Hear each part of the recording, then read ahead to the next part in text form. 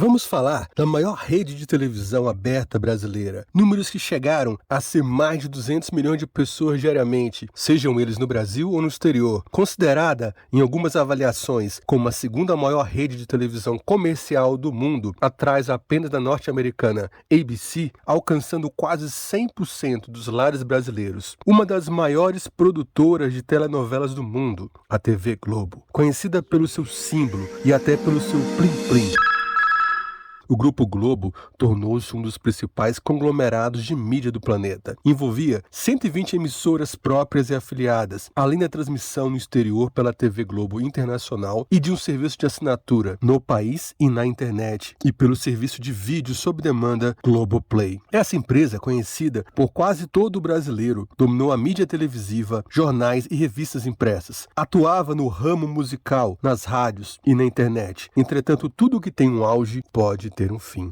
Vamos ver, porque agora ela enfrenta desafios que colocam a pergunta: a Globo está em crise? A Globo vai falir? O que vai acontecer com a Globo? Saudações, grandes champions! Eu sou Sheldon Starks e esse é o canal Nerd Tudo! Sejam bem-vindos! Como eu falei antes, vamos conhecer a história do Grupo Globo, que envolve desde a TV Globo, o jornal, a rádio e o serviço de streaming Globoplay, desde a sua fundação até hoje. Vamos ver o quanto ela faz parte da história do Brasil nos últimos 100 anos. Isso mesmo, quase 100 anos de Globo. Como toda história, temos heróis e vilões. E ela não foi diferente, com suas várias polêmicas. Alguns a amam, outras a odeiam. Mas não tem como negar, ela faz parte da história do Brasil, faz parte da nossa história. E por isso vamos conhecer, desde a sua origem até hoje, o Grupo Globo, um dos reis do Brasil. Depois da vinheta.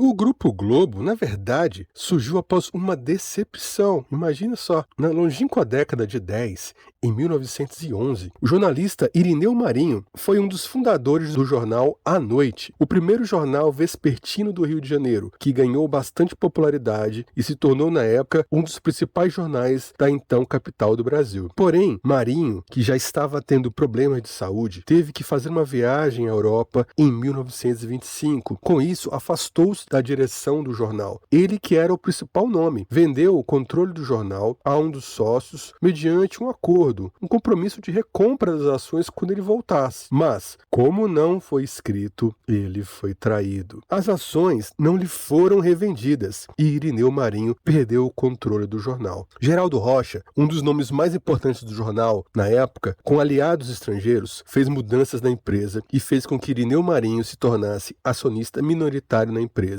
praticamente expulsando da empresa que tinha fundado. Com essa decepção, desligou-se do jornal e, não conformado com a situação, fundou o jornal O Globo. Surgiu assim em 1925, a partir do jornal impresso O Globo. Hoje, os mais novos não sabem nem o que é isso, jornal em papel, mas era um dos principais meios de notícias. Fundado no Rio de Janeiro por Irineu Marinho, pai de Roberto Marinho. Isso mesmo, o início de tudo veio com o patriarca Irineu, não Roberto Marinho, nome que se tornaria depois ícone no Brasil. Porém, no mesmo ano da fundação do jornal, um desastre aconteceu. Basicamente, um mês depois, Irineu Marinho faleceu devido a um ataque cardíaco. Seu filho, Roberto Marinho, com apenas 21 anos na época, não se sentiu pronto para comandar o jornal e deixou a tarefa para Euríclides de Matos, jornalista com mais experiência. Roberto, nessa época, dedicou-se a trabalhar por anos apenas como jornalista no jornal O Globo, até se sentir seguro. Mas era o destino dele dominar, liderar. Em 1931, não teve jeito. Com o falecimento de Euríclides, Roberto Marinho se tornou o presidente do jornal. E agora, mais confiante e experiente, começaria a expansão da empresa. Expansão. Essa é uma palavra que Roberto Marinho usaria muitas vezes, por muitos anos, como fator catalisador e essencial na história do Grupo Globo. 1944. Roberto Marinho fundou a rádio O Globo. O rádio era era o principal veículo de comunicação em massa na época. Fazia sucesso enorme com novelas nas rádios, as músicas e os noticiários. O rádio tinha alcance nas cidades e no interior, predominante naquela época, e fez muito sucesso até a década de 50, trazendo grandes nomes da música no seu tempo. O Grupo Globo, então, tinha agora o jornal e a rádio como os motores de comunicação da época, começando o domínio nas comunicações. Porém, nessa década, Getúlio Vargas foi eleito presidente do Brasil. E Getúlio Vargas tinha sido inimigo da Globo, que era um crítico do presidente, do primeiro governo dele, que foi ditatorial. E com medo de que o ex-ditador voltasse a tomar medidas totalitárias, uma parcela da população se organizou para fazer ferrenha oposição ao presidente. Dentre eles estava a Rádio Globo. A rádio constantemente tinha a presença de opositores ao governo Vargas nos principais programas da época. A principal personalidade opositora a frequentar os programas nessa época foi o líder conservador Carlos Lacerda. Para quem gosta de história, sabe que na noite de 5 de agosto de 1954, Carlos Lacerda sofreu uma tentativa de assassinato, da qual saiu ferido, mas seu guarda pessoal, Major Rubens Vaz, infelizmente foi morto. No inquérito instaurado, as investigações apontavam para o guarda pessoal de Getúlio Vargas como principal suspeito. O Brasil se agitou de uma maneira que a renúncia do presidente parecia cada vez mais próxima. Seus opositores estavam cada vez mais fortes, inclusive com o apoio da Globo. Em meio a tudo isso, a Rádio Globo, líder em audiência na época, mantinha a repercussão do tema, incendiando a população contra Vargas. Quando um evento chocaria o Brasil com tanta pressão, aconteceu na noite de 24 de agosto de 1954. O presidente Getúlio Vargas tirou sua própria vida, deixando uma carta que falava, de acordo com suas palavras: "Deixo a vida para entrar na história".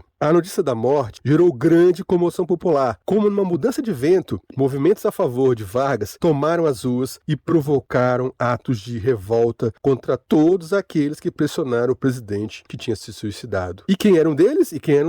A Rádio Globo. O Grupo Globo. Um grupo de manifestantes partiu dali em direção à sede da emissora, na Avenida Rio Branco, para destruir tudo. Porém, eles foram impedidos pela presença da Polícia Especial. Em função desses incidentes, a avenida foi interditada pelo Exército, que precisou proteger a Rádio Globo, para você ver o nível que chegou. Assim, a história da Rede Globo misturava-se com a história do Brasil, de forma cada vez mais intensa. Porém, Roberto Marinho percebeu que a briga tinha trazido cicatrizes para a expansão do grupo, e eles deveriam saber o lado certo para apoiar. E vamos conhecer melhor essa estratégia no próximo passo da expansão. Globo na televisão. Ainda na década de 50, temos a chegada da televisão no Brasil, veículo de comunicação que sabemos vai mudar a maneira como vemos o mundo. Já em 1951, a Globo requereu ao então presidente Eurico Gaspar Dutra uma concessão para começar seu canal de televisão. A televisão era uma grande novidade, a modernidade, embora ela fosse arriscada, quase igual hoje acontece com os streams. Apesar do primeiro parecer ser positivo, contudo, Getúlio Vargas, chegando ao poder, negou o pedido. Foi somente em julho de 1957 que o então presidente Juscelino Kubitschek aprovou a concessão no fim de dezembro do mesmo ano, quando foi concedido o Canal 4 do Rio de Janeiro, o primeiro canal da TV Globo. Tudo muito bom, tudo muito empolgante, mas ninguém tinha experiência com televisão no Brasil. Aqui era tudo mato, era uma mídia que os Estados Unidos dominavam. Foi então que em 1962, um acordo assinado entre o grupo americano Time Life e o Grupo Globo proporcionou a Roberto Marinho o acesso a um capital de 300 milhões de cruzeiros, cerca de 6 milhões de dólares na época, o que lhe garantiu recursos para comprar equipamentos e infraestrutura para a Globo. Era dado o primeiro passo para o amadurecimento da televisão. A TV Tupi, na época, a maior emissora do país, havia sido montada a um capital de 300 mil dólares. Para termos comparação, o acordo entre a Globo e a Time, no entanto, não ficou ileso. Ele foi questionado. Em 1965, inclusive, na CPI da TV Globo, pois seria ilegal, segundo a Constituição da época, que proibia a participação de capital estrangeiro na gestão ou propriedade de empresas de comunicação. Segundo Marinho, o acordo previa apenas a assessoria técnica da Time Life. A CPI, no entanto, terminou com um parecer desfavorável à emissora. Apesar de todos esses questionamentos e desafios para entrar no ar, a Globo entrou no ar pela primeira vez, finalmente. Campeão de audiência do seu canal.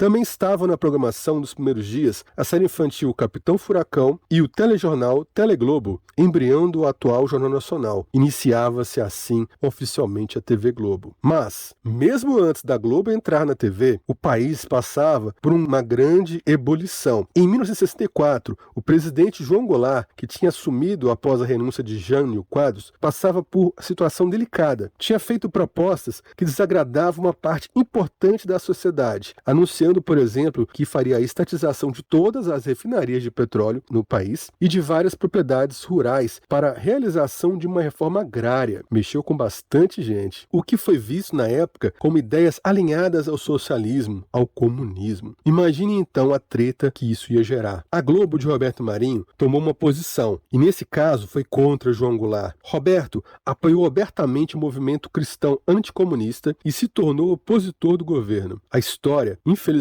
nos leva ao movimento que gerou o golpe militar em 1964, fazendo com que o Brasil se tornasse uma ditadura. Esses acontecimentos foram marcos na história da Rede Globo, pois num jogo de xadrez, ao apoiar o movimento desde o início, os militares viram a Globo com bons olhos. Dessa vez, ela estava do lado que dominaria o Brasil. Durante o regime, a Globo recebeu altas verbas públicas diversas vezes, ganhou autorização para a criação de novas emissoras pelo país e não sofreu nenhuma penalização ou obstrução no processo de criação inicial daquela que para muitos seria considerado depois um monopólio, pelo menos no início. Em outubro de 1967, por exemplo, o Consultor-Geral da República emitiu um parecer considerando que não havia uma sociedade entre a Globo e a Time, tornando legal a situação da Globo. Com isso, a situação da TV Globo foi oficialmente legalizada. Mesmo assim, Marinho resolveu encerrar o contrato com a Time Life, ressarcindo o grupo através de empréstimos tomados em bancos nacionais e pondo fim ao acordo em julho de 1971. A Rede Globo passou a incorporar diversas rádios e jornais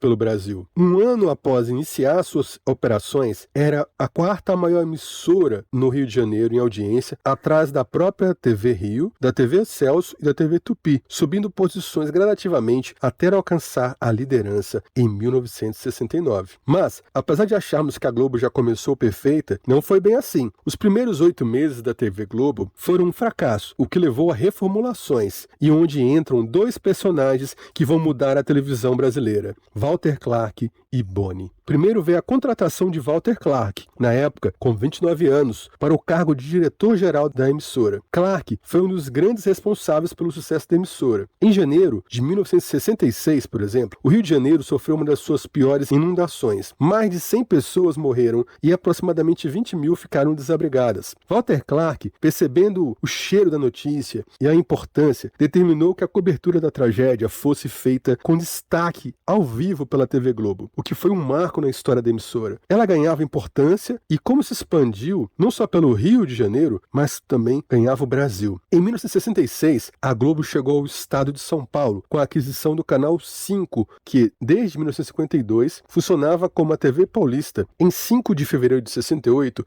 foi inaugurada a terceira emissora em Belo Horizonte. Chegava aos 3 principais polos do Brasil: Rio, São Paulo e Minas Gerais. E para melhorar mais ainda a situação, foi nessa época que o governo federal, liderado pelo Marechal Costa e Silva, deu prioridade ao desenvolvimento de um moderno sistema de telecomunicações, criando o Ministério das Comunicações, concedendo à população uma linha de crédito para a compra de televisores. Os aparelhos, principalmente no início, eram muito caros, então essa medida ajudava a popularizar a televisão para que a maioria da população pudesse ter esse formidável aparelho. Outro impulso foi um decreto elaborado pelo ministro Delfim Neto, que isentou as empresas de rádio e televisão de impostos de importação sobre equipamentos para reduzir suas despesas de importação. Além disso, com o advento do videotape, a produção de programas locais foi logo se tornando escassa, sendo a maior parte da programação produzida no Rio de Janeiro e em São Paulo, o que impulsionou as grandes emissoras dessas cidades a formarem redes nacionais. E para completar, tivemos o surgimento do segundo nome, que mudaria a história da Globo. Em março de 67, quando Walter Clark foi o responsável pela contratação nomeação de José Bonifácio de Oliveira Sobrinho, o Boni, para o cargo de superintendente de produção e programação. Eles já haviam trabalhado juntos na TV Rio. Boni o ajudaria a implantar o modelo de programação que levou a TV Globo ao posto de líder de audiência no país. E juntos trouxeram para a emissora a noção de continuidade e padrão. E nesse cenário é que se dá o início da TV Globo, com uma rede de emissoras afiliadas, em 1º de setembro de 1969, e entra no ar, finalmente, um dos programas mais icônicos da Globo, o Jornal Nacional. Primeiro telejornal em rede nacional, que ainda hoje é transmitido pela emissora e é líder de audiência no horário. O primeiro programa foi apresentado por Hilton Gomes e Cid Moreira. Naquele mesmo ano, a Globo realizou sua primeira transmissão via satélite, ao exibir direto de Roma entrevista de Hilton Gomes com o Papa Paulo VI. No ano seguinte, durante a Copa do Mundo de 70, no México, a emissora recebia sinais experimentais em cores da Embratel. 2 anos depois, durante a exibição da Festa da Uva de Caxias do Sul, ocorreu a primeira transmissão oficial em cores da televisão brasileira. Em 28 de abril de 74, o Jornal Nacional passou a ser transmitido em cores, 3 dias após ter iniciado suas coberturas internacionais pela Revolução dos Cravos. Além do Jornal Nacional, também foi obra dos executivos a estruturação do núcleo de novelas da TV Globo e a criação de diversos programas de grande sucesso, como O Fantástico, que surgiu em 1973, e o Globo Repórter, que surgiu também em 73. No ano de 74, é transmitido o primeiro especial de fim de ano, cantor Roberto Carlos, que se tornou uma tradição na emissora. Em 1975, a TV Globo passou a exibir boa parte de sua programação simultaneamente para todo o país, consolidando-se como uma rede de televisão. Nessa época, uma história bem interessante aconteceu. Com o começo do que ficaria conhecido como padrão Globo de qualidade, os executivos Walter Clark e Boni viviam em embate, conflito para tirar Silvio Santos, que na época apresentava programas na Globo. Silvio comprava horários desde a época da TV Paulista, na década de 60. Pois é, para quem não sabe, Silvio Santos, antes do SBT, tinha horário na Globo. Mas, como sabemos, ele não tem nada a ver com o padrão da Globo. O padrão da Globo é todo formal e sistemático. Silvio era o rei do improviso e tinha muita autonomia com suas publicidades, o que incomodava muito a Globo. E por mais que no início Silvio tivesse até emprestado dinheiro para a Globo, pois é, cara é tão fodástico, naquela época chegou a emprestar dinheiro para a Globo, na década de 60. Silvio Santos emprestou dinheiro para você, Boni. Prestou na TV, para o Dr. Roberto Marinho. É importante para a TV Globo por 2 razões. A primeira é que ele emprestava dinheiro para a gente pagar a folha, porque ele pagava o arrendamento, então ele adiantava o arrendamento ali. Então o Silvio Santos emprestou muito dinheiro do Dr. Roberto Marinho. E ele foi basicamente o cara que deu um empurrão fundamental na Globo em São Paulo, porque nós tínhamos um alto-falante para chamar programas, para chamar tudo, levava o pessoal da novela para o domingo, daí que começou esse negócio de levar gente para o programa. Mas essa pressão para tirar o Silvio Santos fez com que ele criasse sua própria emissora, a TVS, e depois o SBT. Depois assistam a história do Silvio Santos, é bem legal, especial, os melhores vídeos que fizemos. Ele é o cara. Voltando para a Globo, então, surgia assim uma telenovela de produção com enredo mais forte, que seria chamada, a partir de então, de novela das 8. A partir das 22 horas, passaria uma linha de séries, minisséries, filmes ou o Globo Repórter. A estruturação de grade fixa ela é utilizada pela Globo até os dias de hoje. Na década de 70, a Globo começou a ter mais dificuldade do que antes tinha com o regime militar. O regime teria começado a ficar preocupado com a monopolização do setor de telecomunicações pelo grupo de Roberto Marinho e tentou evitar que a empresa crescesse mais ainda, e com isso eles começaram a dificultar novas concessões, fazendo com que até hoje as demais emissoras que compõem a rede sejam afiliadas, ou seja, são associadas, mas não de propriedade do próprio Grupo Globo. Outro fator foi a censura, que começou a fiscalizar mais intensamente os programas da Globo, limitando as notícias e até mesmo o entretenimento. Foram inúmeros casos de censura à dramaturgia da Globo. O mais sério foi da proibição, há 2 dias da estreia, da novela Roque Santeiro, em 1975. O prejuízo foi enorme para a emissora. Já havia sido gravados 36 capítulos, com um custo de $500 mil em valores da época. Mas este não foi o único caso. Em dezembro de 76, a novela Despedida de Casado também foi censurada na véspera da estreia, quando já estava com cerca de 30 capítulos gravados. A Globo, com isso, sentiu um pouco do gosto efeitos do veneno da ditadura. O ouro da Globo, as telenovelas. Falar em telenovelas, uma das maiores obras da Globo, A Joia da Coroa, ela investia pesado nessa linha de entretenimento, sendo que a primeira telenovela exibida pela Globo no horário das 20 horas foi O Ébrio, de José Castelar, em 1965. Desde O Ébrio até Passione, em 2010, foram exibidas 74 produções que foram chamadas de novela das 8, sendo que a partir do Insensato Coração, em 2011, a emissora passou a denominar a produção como novela das 9. Também em 65 foi lançado o horário das 19 horas, com Rosinha do Sobrado. No horário das 18 horas, a primeira telenovela transmitida foi Meu Pedacinho de Chão, de Benedito Rui Barbosa, em 1971.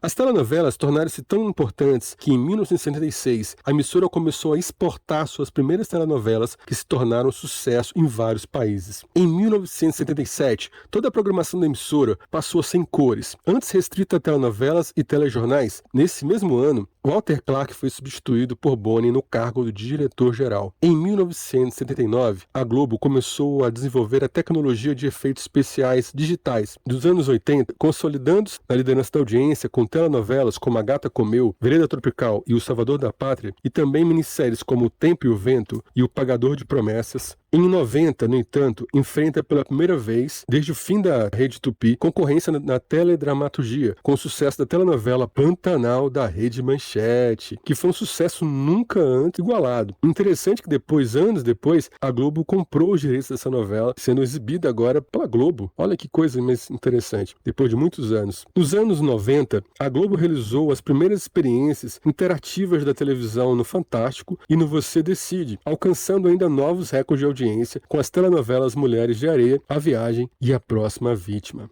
O início da crise. Desde o início dos anos 2000, apesar de sucessos como Mulheres Apaixonadas, Senhora do Destino, Alma Gêmea e Da Cor do Pecado, a Globo registra constantes quedas em sua audiência. O Grupo Globo, que alcançava sozinho uma audiência maior que as audiências somadas da segunda, terceira, quarta e quinta emissoras, e tinha 100% das áreas do Brasil com TV aberta, viu o novo século mudar os padrões rapidamente. O aumento da renda provocou mudança nos hábitos de consumo dos brasileiros no que diz respeito à televisão, causando mudanças drásticas. Nessa época, uma das principais foi a televisão por assinatura, que começou a ser uma concorrente da TV aberta. A internet, que estava se popularizando e atraindo cada vez mais público, antes cativo das emissoras da televisão aberta. O Grupo Globo, que além da mídia televisiva, era uma das principais editoras das principais revistas e jornais, como Jornal Globo, Extra e outras, com a internet se expandindo, as mídias impressas foram caindo, com quedas vertiginosas nas vendas e interrupção de várias publicações. As bancas de revista foram fechando. Percebendo isso tudo, já em 2018, o Grupo Globo iniciou um processo de unificação entre a TV Globo, Globosat, Globo.com e Globoplay, no projeto Uma Só Globo, objetivando concentrar as operações dessas empresas dispersas, se unificando em uma única estrutura. A conclusão da primeira parte foi oficializada e anunciada em 2021. Para complicar mais ainda a situação da Globo,